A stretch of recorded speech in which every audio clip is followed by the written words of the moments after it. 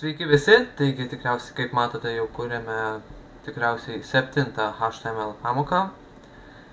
Tad šioje pamokoje parodysiu, kaip padaryti lentelę.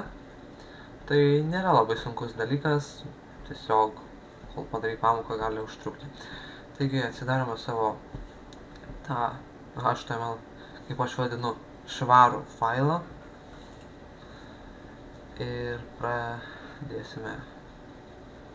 Taigi. Va, gerai. Va, kaip matote, švarus mano tas failas, taip vadinamas. Ir susikūrėme table tagą. Kas tas table? Tikriausiai, kaip suprantate, tai yra lentelė. Table tai šiaip stalas ar lenta, išvertus į lietuvių. Taigi, jo viduje susikūrėme TR tagą. Taigi, kas per velnias tas TR? TR tai yra, jeigu iš tikrųjų tai eilutė, o kas tai eilutė pamatysite, kai viską padarysim. Taigi, susikūrėme dabar dar vieną tagą. TD. Ir ką jis daro tas TD? TD tai stulpelis ar laukelis, nežinau kaip jums čia patogiau, tiesiog pamatysit. Ir dabar parašome, tarkim, vardas. Tarkim, mes dabar kažkokių asmenų atvaizduosim duomenis. Tai pavardė. Tada. Ir amžius.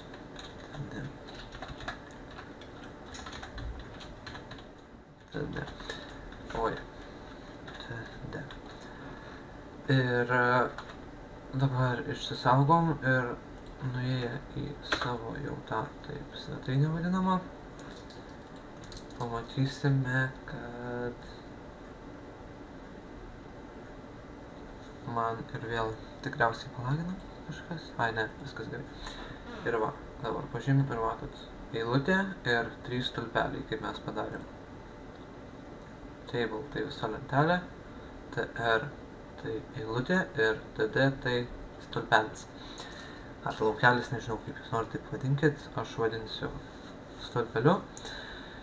Ir manau, kadangi tai bus mūsų pagrindiniai, tai gal tiesiog pasiryškinkime. Ir taip, aš nusikopijuosiu. Ir gerai. Ir čia. Tik aišku, nepamirštam to slešo, taip vadinamo, kad uždaryti jį, nes kitaip neveiks, arba tiesiog, nors veiks iš tikrųjų, bet bus klaidų, tiesiog. Ir nueinam pažiūrėti ir pasiryškinam.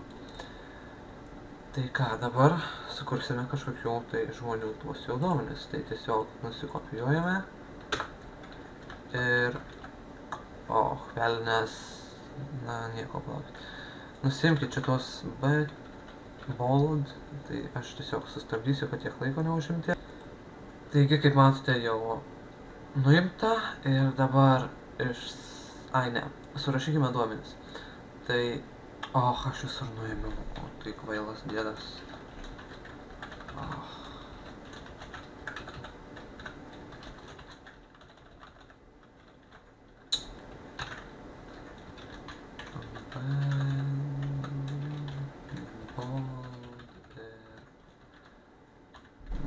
Bold. Taigi, štai.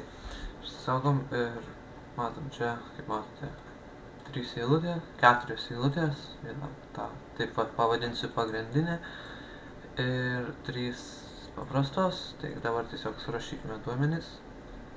Tarkim, kokia Ligita, kokia, nežinau, Malinskienė. Ir amžius, tarkim, 32. Čia koks Andrius Žilinskas. Suprantu, kaip man šitos pavardės ateina į galvą. Ir amžius 69. Kodėlgi ne. Ir toliau. Kas čia būtų dabar? Koksai Nojus. Pavardė išgelbėtojas. Nesuprantu, kas čia man išėjo. Ir tas metai kokie 29. Nueiname į čia ir štai, kaip matote, viskas pasidarė. Dabar, manau, būtų visai smagu, jeigu tie vardai, čia pavardės ir amžius būtų centre. Tai tiesiog į TR įdedame tą atributę, kurį mokinomės lygtais 4 pamokoje ar 5, dabar neprisimenu, tai align. Ir būtų center. Tai aš tiesiog kopijuosiu ir visur sudėsiu. Tai būtų čia, čia ir čia. Ir spaudžiame save F5. Tai matote, susicentravo.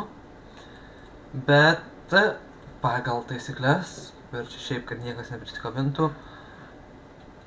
align, daug tų alignų visur dėti nėra gerai. Todėl, manau, tiesiog sukurkime stilių. Tai head bloke pasirašom stylę. Ir stylę, tai CSS. Šiaip reiktų pagal viską dėti į atskirą failą, bet dabar dėl vieno to kažkokio, tai atsiprašant, kurti naują failą, nu tai tiesiog beprasmiška, absurdiška. Tai kaip mums dabar padaryti, kad visuose tuose TR būtų align atributas? Tai yra labai paprasta, nežinau, funkcija, tiesiog parašai TR, dėti laužtinius skaustus, atidarai, uždarai ir text align center. Tik nepamirškit to kableliškio, nes neveiks, iš tikrųjų neveiks, bus klaidų ir panašiai. Tai išsaugome ir matome, kad viskas gerai. Taigi tiek šioje pamokoje, kitoje pamokoje sudėsim visus tuos kraštinės ir panašiai. Taip pat, manau, padarysime nesbold, kad būtų pagrindiniai tie paryškinti. Tai va, laukite kitos pamokos. Iki.